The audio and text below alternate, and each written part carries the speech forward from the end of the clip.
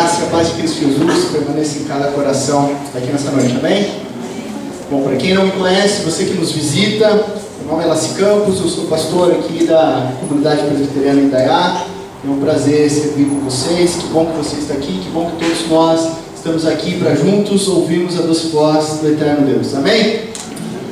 Eu quero só trazer alguns avisos, reforçar alguns deles. Deixa eu ver onde está o Daniel. O Daniel entrou para lá? Chama ele para mim, Felipe, por favor. Eu quero apresentar o Daniel, nosso seminarista, então muitos já conhecem, mas eu quero reafirmar aqui que a nossa comunidade possui encontros específicos para a juventude. Então alguns encontros acontecem com os adolescentes e outros encontros acontecem com os jovens. Então nós temos duas equipes. Vem cá, Dani. Nós temos o Lynx, que é de 12 a 18 anos, e o Farol, que é acima de 18 anos. Então você que é jovem, você que é adolescente, você que é pai, mãe, responsável de jovens adolescentes, por favor procure o Daniel. Os encontros acontecem nos lares, então é algo bem dinâmico, bem gostoso. Se você quer servir, abrindo o seu lar para receber jovens e adolescentes. Pastor, eu não tenho filho jovem e adolescente ainda, ou eu já passei dessa fase, meu filho jovem e adolescente já se tornou adulto, mas eu gosto da juventude, eu gostaria de receber essa turma em casa. Converse com o Daniel e participe da nossa comunidade de jovens e adolescentes. Que Deus abençoe.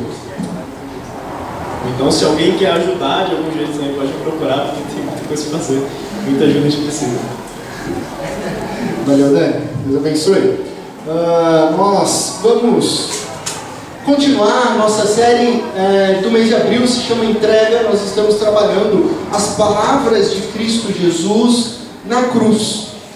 E é um tema muito delicado, é um tema que nós devemos tratar sempre com muita reverência. Afinal, Jesus está em meio à dor, Jesus está em meio ao sofrimento, e é complicado para nós trabalharmos com dor, é complicado para todos nós trabalharmos com sofrimento. E semana passada nós conversamos sobre a primeira palavra. A primeira coisa que Jesus profere na cruz é: Pai, perdoa-lhes. No meio do seu sofrimento, Jesus, com essa palavra, com essa oração, Pai, perdoa-lhes, Ele altera o nosso drama, trazendo esperança e cura. É sobre isso que nós refletimos semana passada. Então a sua primeira palavra em meio à dor, é por perdão, revelando assim um Pai, um Deus amoroso de recomeços e esperança. Nessa noite nós vamos refletir sobre duas palavras na cruz. E como essas palavras elas estão em momentos distintos, nós teremos nessa noite uma dinâmica um pouco diferente. Então nós vamos separar aqui a mensagem em duas partes, em dois movimentos. O primeiro movimento da nossa reflexão começa agora, e eu quero te convidar a abrir a sua Bíblia em João capítulo 19. João 19, do verso 25 ao verso 27, tem mais uma palavra de Cristo Jesus na cruz. Essa é a primeira que nós vamos trabalhar nessa noite. João capítulo 19, do verso 25 ao verso 27. O texto também será projetado, é um trecho pequeno e eu estarei lendo. Perto da cruz de Jesus estavam sua mãe, a irmã dela, Maria, mulher de Clopas, e Maria Madalena.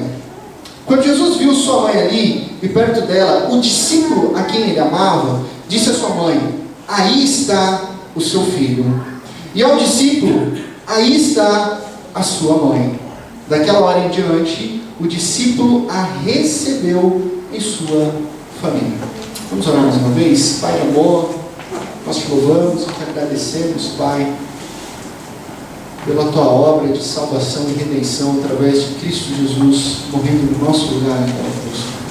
É isso que nós acabamos de cantar, é isso que nós entregamos ao Senhor, a nossa adoração, as nossas vidas, sabendo que nós não merecíamos, nem merecemos, e mesmo assim o Senhor nos alcançou e derramou a sua maravilhosa graça sobre as nossas vidas. E agora nós estamos diante do teu texto, Pai, da tua palavra, e nós declaramos total dependência do teu Santo Espírito. Então nós pedimos que o Senhor sopre entendimento em nós, Pai, através de nós, e que a tua palavra não pare em nós, mas sim seja reverberada aonde quer que o Senhor nos envie. Em nome de Cristo Jesus que nós oramos. Amém. No Evangelho de João, essa é a primeira vez que Jesus profere suas palavras na cruz. Isso no Evangelho de João. A sua declaração nesse Evangelho, ela traz uma surpresa, pois mais uma vez o contexto, eu reafirmo aqui que o contexto da cruz é um contexto de violência, é um contexto de zombaria. E nesse momento, nessas palavras, a atenção de Jesus não está na dor própria, mas está em outro lugar. E a cena, a gente usando um pouco da imaginação, ela nos traz dois tipos de pessoas ali. Nós temos os soldados agressivos, representando ali um império que mata, um império que destrói, um império que traz morte, o Império Romano. E do outro lado nós temos as mulheres chorosas, as mulheres corajosas, que estão ali naquele momento e que vigiam a execução de Cristo Jesus. Esse contraste é extremamente dramático e ao mesmo tempo nos convida a tomarmos uma posição, uma vez que existem dois públicos ali na cruz. De um lado, aqueles que matam. Do outro, aquelas que choram.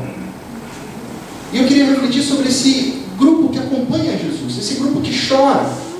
Inclui duas Marias e a sua mãe. Mas que grupo de mulheres é este? 3 mulheres, 3 Marias, 3 mulheres corajosas em meio a uma sociedade extremamente machista e patriarcal, 3 mulheres que não têm voz quando tudo está bem, muito menos quando tudo nada vai bem, e que elas estão a chorar. 3 mulheres vulneráveis, mas que enquanto os outros discípulos fogem, elas permanecem desafiando ali o Império Romano, desafiando a sociedade. E são 3 mulheres ao pé da cruz, 3 Marias invisíveis para a sociedade, mas não invisíveis para todos. Elas são visíveis para Jesus. Jesus, naquele momento na cruz, ele tem a atenção voltada para sua mãe. Jesus sabe que com a sua morte, a sua mãe ficará completamente vulnerável e sozinha numa sociedade opressora. E a resposta de Jesus contra uma sociedade violenta, que oprime as viúvas, que oprime os órfãos, vem através de palavras formativas, palavras que formam família. Com as suas palavras formativas, Jesus revela o seu incrível cuidado com a família. Ninguém fica sozinho para Jesus. Ninguém fica para trás para Cristo Jesus, nem mesmo em meio à dor e sofrimento. Então Jesus declara ali uma nova dinâmica familiar entre sua mãe e o seu discípulo, o discípulo a quem ele amava. Ele diz na cruz, basicamente: mãe, conheça agora o seu novo filho. E aí ele vira para o seu discípulo e diz: meu amigo, conheça agora a sua mãe. O que está óbvio nas palavras de Jesus, embora não ditas, é que ele não estará mais presente na configuração familiar ali. Sua mãe ficará, a partir daquele momento, abandonada. Sua mãe ficaria, a partir daquele momento, totalmente desamparada. Por quê? Porque ter um filho era extremamente importante para aquela sociedade patriarcal. E agora ela está na iminência de perder o seu filho. Tudo ali, naquela cruz, apesar que naquele momento de dor, eu acho que Maria não imaginava a profundidade, mas tudo está em jogo. A sua segurança está em jogo, o seu sustento está em jogo, o seu amparo está em jogo, a sua moradia está em jogo, totalmente a sua vida está em jogo. Mas antes que ela pudesse pensar em outra camada de dor, uma dor futura, Jesus, o seu próprio filho, providencia um novo filho para ela.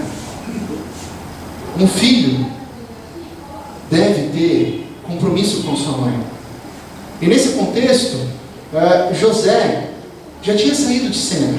Nós não temos mais relatos sobre José nos evangelhos. Ele some de cena antes do ministério de Jesus ser iniciado, o que nos sugere uma grande probabilidade de José ter falecido e Maria ser uma jovem viúva. Então, a partir desse momento, Jesus assume, já na adolescência, um papel de homem da família. Jesus assume ali o papel de alguém que sustenta o seu lar, de que sustenta a sua mãe, cuidando, se doando e amando. E detalhe, Jesus ainda tem na cruz essa prioridade. Ele ainda cuida da sua mãe. Ele ainda se preocupa com a dor da sua mãe. E porque família é isso. Jesus nos apresenta o que é família. Família é cuidado mútuo. Em todos os momentos. Em todas as situações. É uma via de cuidado mútuo. Se você não se importa com os seus pais, com os seus irmãos, você já abandonou a sua família. Ainda que você negue em seu coração, você já abandonou. Se você não liga para o seu filho, mesmo que você negue, o seu filho já entendeu que foi abandonado. Então a família vai muito além do que um laço civil. Vai muito além do que registrar em cartório. Família é cuidado mútuo. É amor mútuo. É um zelo, é uma amizade, é um amor. E a prova está no texto bíblico. Daquela hora em diante, o discípulo a recebeu aonde? Em sua família. Olha que interessante, a partir do momento que ele ouve as palavras de Jesus, ele recebe aquela mulher em sua família. Então somente após essa declaração, Jesus poderia se preocupar consigo mesmo. Aí Jesus fala, ok, agora eu posso me preocupar com a minha dor, porque esse discípulo já recebeu a minha mãe em família. Então somente depois dessa declaração, Jesus pensa na sua dor. É interessante que se você for ler o Evangelho de João, é somente depois dessa declaração que Jesus se preocupa em ter sede, com a sua sede que ele já tinha ali. Mas a prioridade para a vida dele era o cuidado com a sua mãe. Aí nós podemos pensar, mas o que essa narrativa nos conecta hoje? Pense num fato dessa cena. A execução de Jesus destrói a sua família. O Império Romano acaba com a sua família. É isso que os impérios sempre fazem. E isso não está distante de nós hoje, em 2019, pois é isso que os governos corruptos fazem diariamente. Eles destroem famílias. É só você ligar o jornal, é só você ouvir o rádio, é só você acessar sites de notícias. O governo corrupto, ele mata as pessoas de fome, ele mata os pobres, ele desestrutura os lares com desemprego. O índice hoje de pessoas que desistiram de buscar um emprego é muito maior. Destrói valores familiares em nome de um benefício próprio. A sociedade desacredita intencionalmente em conceitos familiares. O que a gente mais escuta hoje é que casamento é só um contrato, se der certo deu, se não der não deu, é facinho de resolver, é facinho de mudar. Isso é uma sociedade que prega. Uma cultura hoje que prega em meio à juventude o quê? Que filhos são problemas. Ter filho, imagina, outro cachorro, assim eu posso fazer meu mestrado. Ter filho? Não, o filho só vai atrapalhar, não vou poder viajar, não vou poder curtir. Então hoje a sociedade, ela vai contra a família. Uma cultura que abandona hoje idosos em asilos. Não há mais respeito. Está com problema? Pega seu pai, pega sua mãe, joga lá, esquece. Aí um irmão empurra para o outro empurra. Isso não é novidade. Isso a gente vê acontecendo muito perto da gente. Então hoje a sociedade está destruindo famílias na nossa cara, perto de nós. Só que isso não é o fim.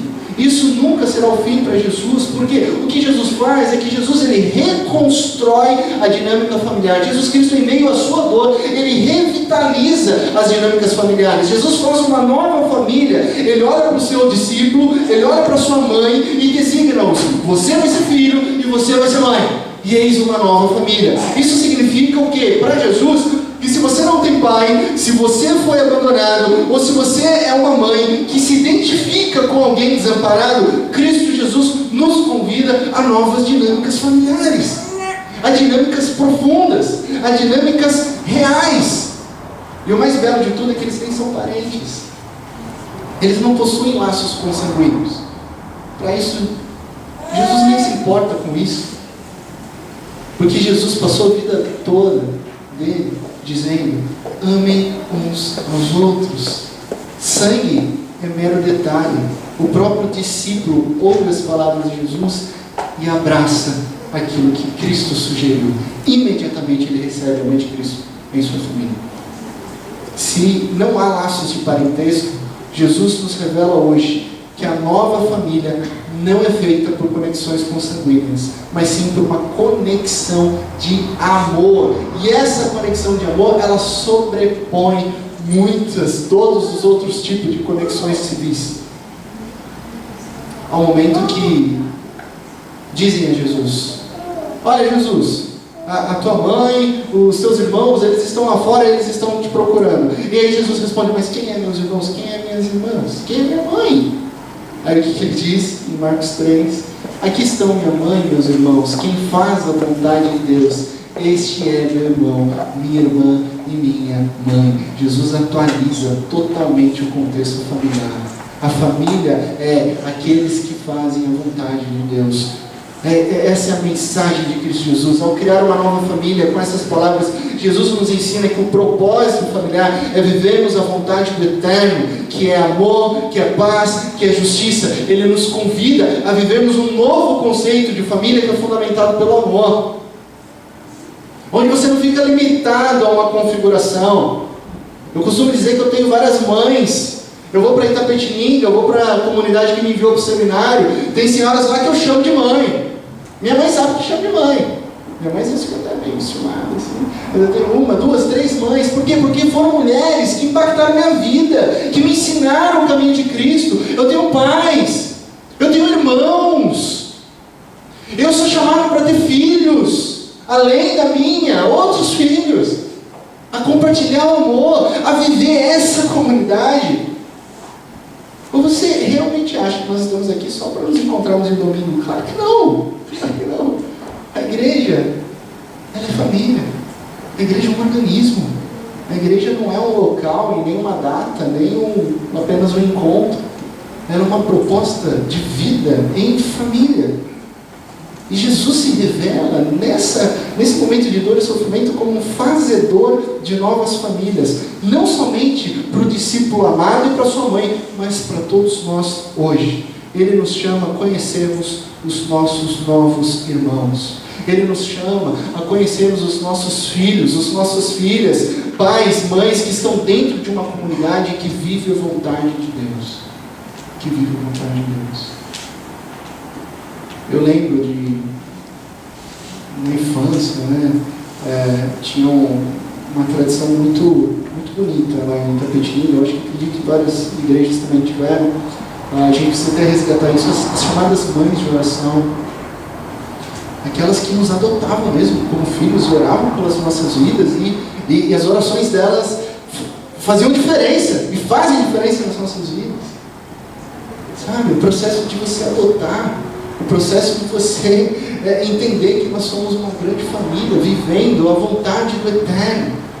E o que temos aqui nas palavras de Jesus não é uma família arraigada em velhos hábitos, em convicções, em ideologias ou preconceitos, mas Cristo Jesus, com essas palavras, Ele propõe uma nova dinâmica familiar, uma família que acolhe, uma família que ama, uma família que cuida uns dos outros. Essa é a mensagem de Cristo Jesus na cruz para mim e para você. Amém? Vamos cantar uma canção.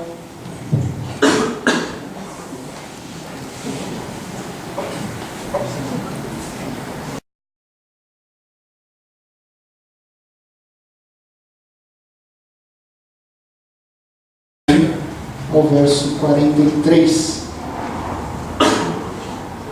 O texto será projetado, diz assim, a palavra de Deus: um dos criminosos que ali estavam dependurados lançava-lhe insultos: você não é o Cristo? Salve-se a si mesmo e a nós. Mas o outro criminoso repreendeu, dizendo: você não teme a Deus, nem estando sob a mesma sentença? Nós estamos sendo punidos com justiça, porque estamos recebendo o que os nossos atos merecem. Mas este homem não cometeu nenhum mal. Então ele disse: Jesus, lembra-te de mim quando entrares no teu reino. Jesus lhe respondeu: eu garanto, hoje você estará comigo no paraíso. Queria que você prestasse atenção nessas personalidades dentre as 100 da nossa história. A primeira é essa, vamos ver se você reconhece. Quem seria esse senhor com uma roupa extravagante? Alguém arrisca? Beethoven, isso aí, Beethoven, acertou. Conhecido por ser o maior e mais influente compositor da música clássica. A próxima imagem, quem é esse senhor? Saddam Hussein, conhecido por ter dizimado uma etnia, quase extinta, dos curdos, matando mais de 1 milhão de pessoas. Passa mais um. Quem é esse senhor? Com um cabelo interessante. Albert Einstein, conhecido por ser um dos maiores gênios da humanidade em termos de matemática e física. E por último, quem é esse? Hitler, que segundo a história matou mais de 11 milhões de civis. Não são soldados, civis. Em termos de... ele tem um parceiro aí que matou bastante gente também, Joseph Stalin, mas em termos de civis, Hitler foi o que matou mais pessoas que não tinham nada a ver com a guerra. Todos esses homens, de alguma forma, eles marcaram a história. Todos eles conhecidos, todos eles são estudados e por isso todos eles são lembrados. São lembrados por um legado que deixaram na história humana. 2 personalidades, como nós vimos, deixaram um belíssimo legado para a humanidade. Outras 2, eu coloquei de propósito, deixaram um legado desonroso, deixaram uma lembrança cruel, atitudes que literalmente mancharam a história humana com sangue, e sangue inocente. Mas, uma pergunta que a gente pode fazer para nós hoje, talvez uma das perguntas mais contundentes, pelo que você quer ser lembrado? Já parou para pensar nisso? Como você quer ser lembrado? E de todas as palavras de Cristo Jesus na cruz, esta que lemos nesse momento, nesse segundo movimento, agora de Lucas capítulo 23, é totalmente diferente de todas as outras. Por quê? Sabe por quê? Porque essa palavra de Cristo Jesus, nesse momento, ela é uma resposta ao que foi dito. Se observarmos o contexto, nós encontramos e percebemos uma conversa na crucificação que envolve outros 2 condenados. Um cheio de medo e cheio de ira, ele começa a insultar Jesus, ele começa a zombar de Jesus, falando: você não é o Messias? Você não está crucificado aqui porque você é o Messias? Então salva você. E aproveita também, e salva a gente, já que você é o Deus, você é o Messias, tira a gente daqui. Mas o outro interfere nessa zombaria, interfere nesse diálogo e repreende o primeiro criminoso dizendo: ei, claramente esse homem que está entre nós é inocente e ele foi condenado à morte injustamente. Então depois que esse criminoso repreende o primeiro cara, aí ele se dirige para Cristo Jesus e diz o seguinte: lembra-te de mim. Há uma tensão aqui nessa conversa, porque é um criminoso se dirigindo as palavras para Cristo Jesus no meio de dor, no meio de sofrimento, mas esse criminoso, ele vê Jesus, ele reconhece Jesus, ele entende na crucificação que Jesus é inocente, e ele não duvida que Jesus tenha um futuro além daquela execução. Isso é incrível. Esse criminoso, ele não duvida que tem algo além da morte da cruz. Há um diferencial nesse criminoso. Esse criminoso na cruz compreende que Jesus tem um reino. Ele compreende que Jesus governa nesse reino. E em contraste com outro criminoso que duvida de Jesus, este acredita em Jesus. Por isso ele diz: lembra-te. Lembra-te de mim, o seu desejo é ser lembrado. Mas o que é incrível é que esse homem não está se referindo ao seu legado passado, como nós começamos a conversar sobre esses homens que marcaram a história. Quando ele diz: lembra-te, Ele não está se referindo ao seu passado. Aliás, o seu passado não tem nada de bom. Aliás, o passado ficou para trás. Aliás, isso se aplica para mim e para você. O passado já não nos pertence. A gente não alcança mais o passado. O seu passado não é mais alcançável. O seu passado, no caso do criminoso, o levou para essa condenação na cruz. Portanto, o seu ser lembrado, e ele diz isso para Jesus, é referente ao futuro. Lembra-te de mim. Ele não quer ser legitimado ali, naquele momento como pessoa, mas ele quer ser legitimado no futuro. Ou seja, ele tem esperança no poder de Jesus. Ele sabe, ele tem alguma compreensão, da qual a gente não pode saber qual a profundidade, mas uma compreensão ele tem ali, de que Jesus pode trazer anistia para ele, e inserir ele no rol de perdoados e transformados. Por isso ele clama para Jesus ali, naquele momento de morte iminente. Então ele tem fé em Jesus. Esse criminoso, diante dessa morte iminente, ele tem uma esperança, ele acredita no futuro, e ele sabe que Jesus está muito além do que aquela cruz. E o mais maravilhoso é a resposta de Jesus. Porque ele, como criminoso, perguntando para o mestre, lembra-te de mim, Cristo Jesus responde ele, e olha só o que Jesus diz. Jesus diz, eu garanto a você, hoje você estará comigo no paraíso. Jesus responde, e responde com graça, Jesus responde com amor. O Império Romano, ele só traz morte. O Império Romano, ele aniquila a vida, ele acaba com histórias, mas o reino de Jesus gera esperança e gera vida. E nós podemos separar aqui, de uma forma bem didática, 3 elementos fundamentais dessa resposta de Jesus, que eu quero destacar rapidamente com você nessa noite. O primeiro elemento é esse: Jesus diz hoje. Isso significa agora.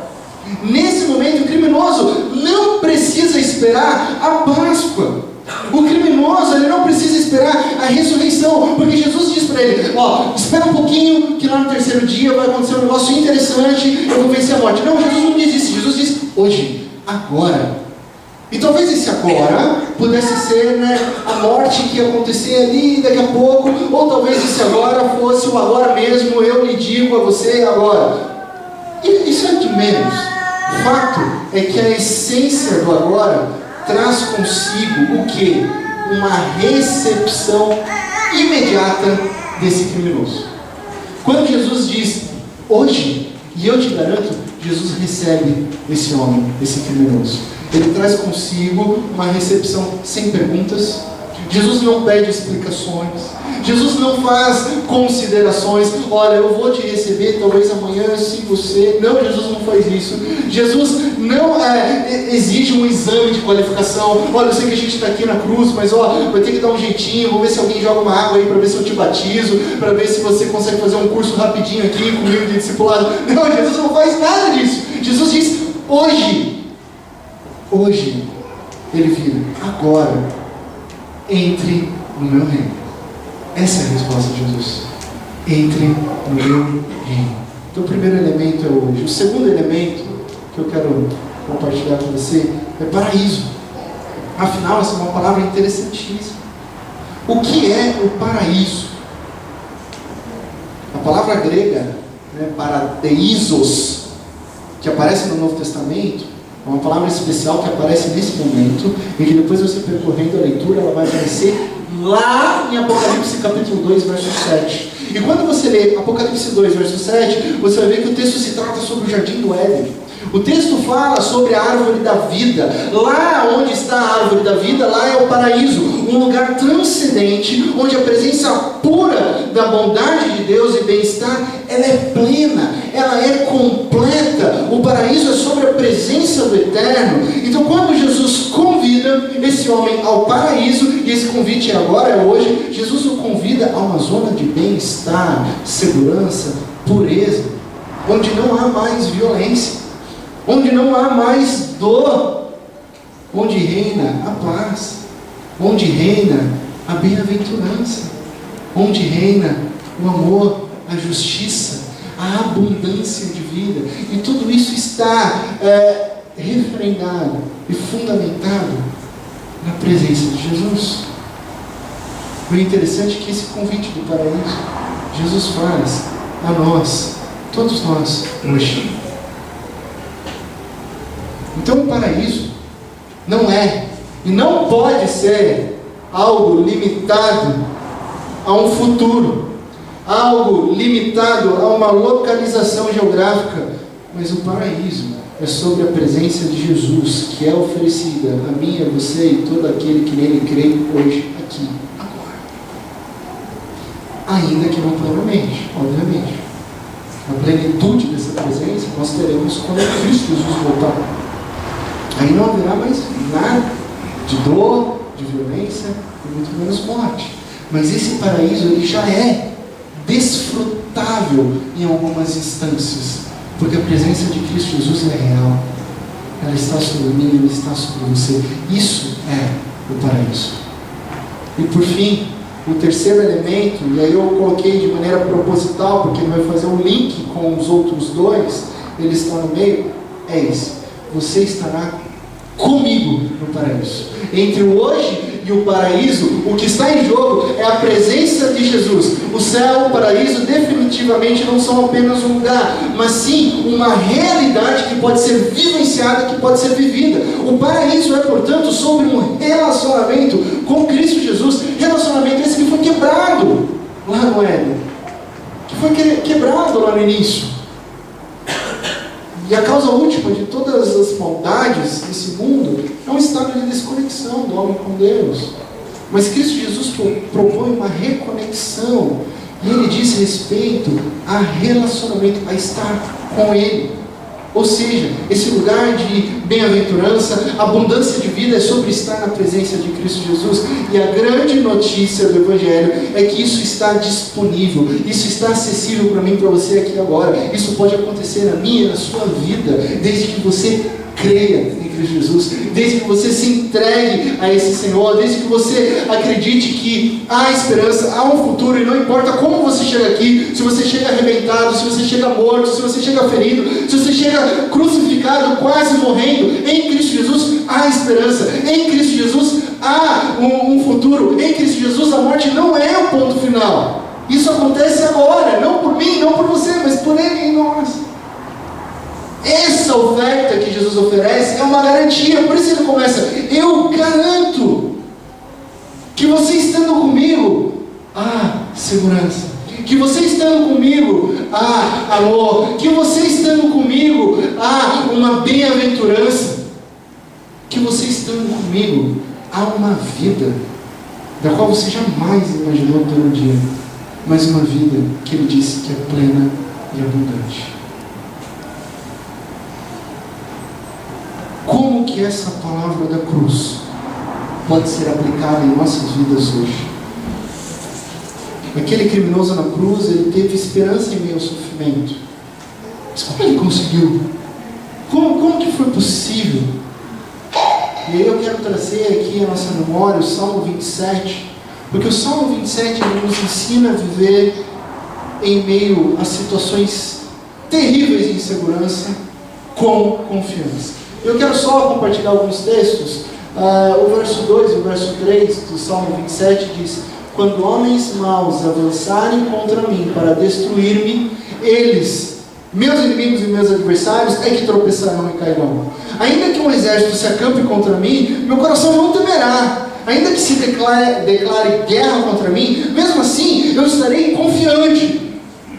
Aí o salmista, ele responde a si mesmo como que ele vai conseguir passar por essas adversidades, como que ele vai permanecer em confiança. Aí ele continua no verso 4: uma coisa eu pedi ao Senhor, e uma coisa, essa é que eu procuro, que eu possa viver na casa do Senhor todos os dias da minha vida, para contemplar a bondade do Senhor e buscar a sua orientação no seu santo templo. Esse é o desejo. O templo no Antigo Testamento, o significado maior era a presença de Deus. Então o que ele busca? O que ele almeja? O que é essa única coisa que ele procura?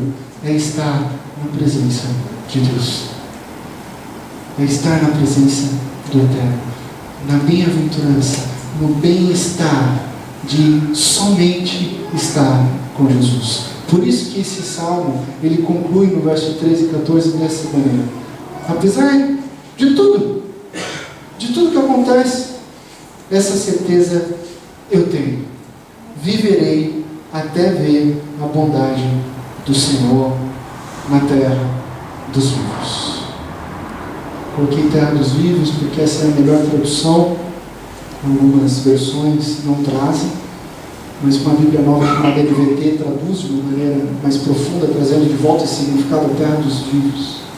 Espere no Senhor, seja forte, coragem, espere no Senhor. Quando aquele criminoso diz para Jesus: lembra-te de mim, ele muito bem poderia estar dizendo: eu quero viver a bondade do Senhor nessa terra, terra dos viventes. Não na terra da morte, mas na terra dos vivos.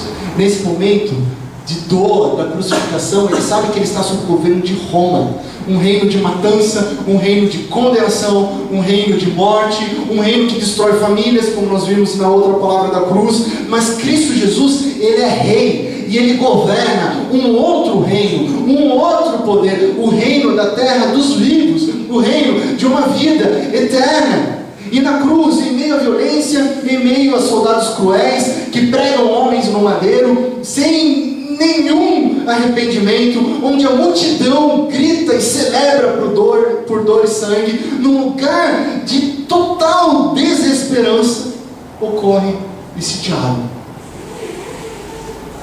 E ocorre esse pedido: lembra-te de mim. Nós não estamos distantes do texto bíblico. Pastor, historicamente são 2.000 anos atrás, sim. Mas eu quero te trazer para hoje. Será que há muita diferença de Roma antiga para a nossa sociedade hoje? O mundo em que vivemos, está tudo legal, está tudo certinho, não tem desigualdade social, não tem desabamento de prédios, de pessoas que gastam tudo para comprar um lugar para viver, que não tem nem escritura, não tem acidentes, desastres naturais que acontecem, entre aspas, que acontecem por causa da ganância de poucos ricos, mas que afetam pessoas que não têm até hoje onde viver. Não acontece, Não acontece exploração da viúva, não acontece exploração do órfão. Imagina. Claro que tem. Muita injustiça, corrupção, ganância, desordem. 80 tiros numa família inocente e está todo mundo tranquilo. Marcas de uma terra da morte. Não precisa ir para o Rio de Janeiro, não. Está perto de nós. A nossa cidade, a desigualdade está na nossa cidade. A desigualdade está em Campinas. A desigualdade está, às vezes, no nosso bairro. Há algo desconexo. Em meio ao caos, à desordem das nossas vidas, hoje, surgem as palavras de Cristo Jesus, desafiando todo o governo de morte. As palavras de Cristo nos dão paz, nos dão esperança e nos dão a certeza da bondade do Senhor. Cristo Jesus afirma: a morte não vencerá. Cristo Jesus afirma: a morte não é um ponto final, porque Cristo Jesus investiu toda a sua vida nisso. Toda a história de vida de Cristo Jesus, desde a sua encarnação, é sobre Ele vivendo uma vida que eu não consegui viver, que você não consegue viver, que nenhum de nós conseguiríamos viver. E ainda vivendo uma vida perfeita, Ele é condenado à morte, morte de cruz, que era minha, que era nossa. Essa é a grande troca. Ele morre no nosso lugar, Ele se faz pecado por nós, para que nele, em Cristo Jesus, nós sejamos justiça de Deus.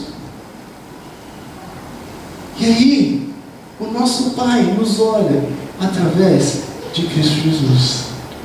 E aí Ele nos vê justificados. Eu lembro agora da Crônicas de Nárnia, né? Para quem gosta, para quem assistiu, para quem leu o livro. A nossa justiça é impossível compreender, né? Por que vai chamar o Edmund de justo? Como assim? Foi ele que estragou tudo! Foi ele que traiu! Mas é porque Aslan morreu no lugar dele que ele é justo. Ele é justificado. É porque Cristo morreu no nosso lugar, é que nós somos justificados. Então o perdão, ele supera a violência. A generosidade supera o medo. A morte de Cristo Jesus e a sua ressurreição acaba com todo o governo de morte, porque o paraíso é real. A presença de Jesus prevalece. Então ele diz claramente para mim e para você hoje, nessa noite. Ele diz, hoje, agora mesmo, você pode estar no paraíso, que é o meu governo de uma aliança eterna de amor. Por que Jesus diz isso?